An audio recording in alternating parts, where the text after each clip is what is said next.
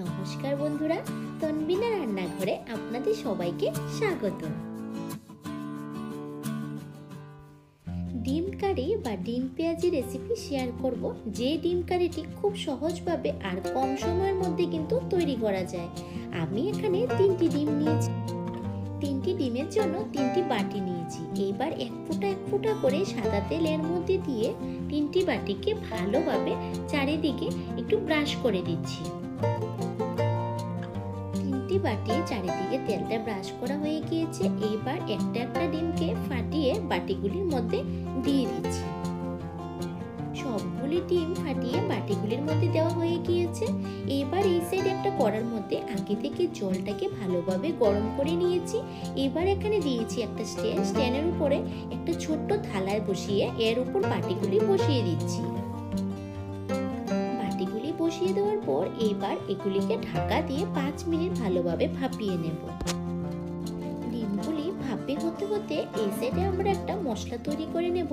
মশলাটার জন্য নিয়েছি এখানে 1টি টমেটো, 1টি পেঁয়াজ, 2 কোয়া রসুন আর 1 টুকরো আদা। এগুলি ভালোভাবে এখন কেটে নিচ্ছি। সবগুলি কাটা হয়ে গিয়েছে।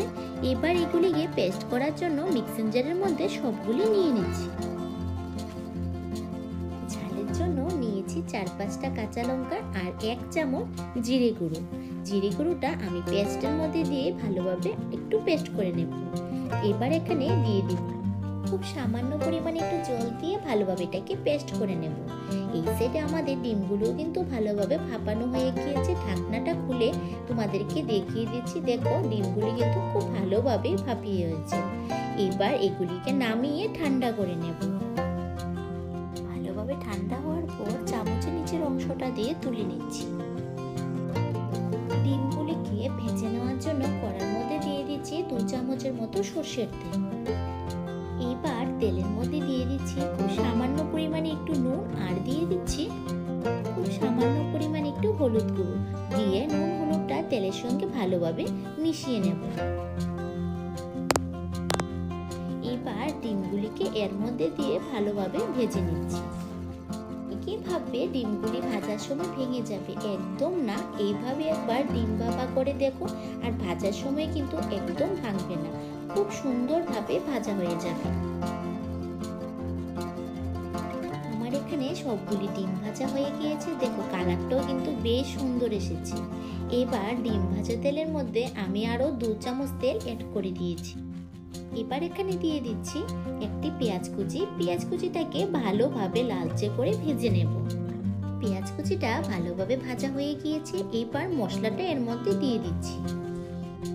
দিয়ে দিচ্ছি এখানে 1 চামচ নুন, 1 চামচ হলুদ গুঁড়ো। এবার দিয়ে দিচ্ছি 1 চামচ ঝাল লঙ্কার গুঁড়ো। ঝালের পরিমাণটা তোমরা বুঝে এখানে ব্যবহার করবে। এবার ভালোভাবে সবগুলি মিশিয়ে কিছুক্ষণ মশলাটাকে কষিয়ে নেব। মশলাটা ভালোভাবে কষানো হয়ে গিয়েছে। এবার এখানে দিয়ে দিচ্ছি পরিমাণ মতন জল। জলটা দিয়ে মশলাটা জলের সঙ্গে ভালোভাবে মিশিয়ে নিচ্ছি। এবার গ্রেভিটা যখন হালকা একটু ফুটে উঠবে তখন ভেজে রাখা ডিমগুলি এর মধ্যে দিয়ে দিচ্ছি। গুলো দিয়ে কয়েক সেকেন্ড ভালোভাবে একটু ফুটিয়ে নেব। রান্নাটা কিন্তু পুরোপুরিভাবে তৈরি করা হয়ে গিয়েছে। দিয়ে দিচ্ছি এখানে থেতো করে রাখা এলাচ, দারচিনি।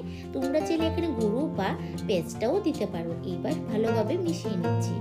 এইভাবে ডিম পেঁয়াজি করে দেখো, সময়ও কম লাগে আর খেতে ভীষণ ভালো লাগে।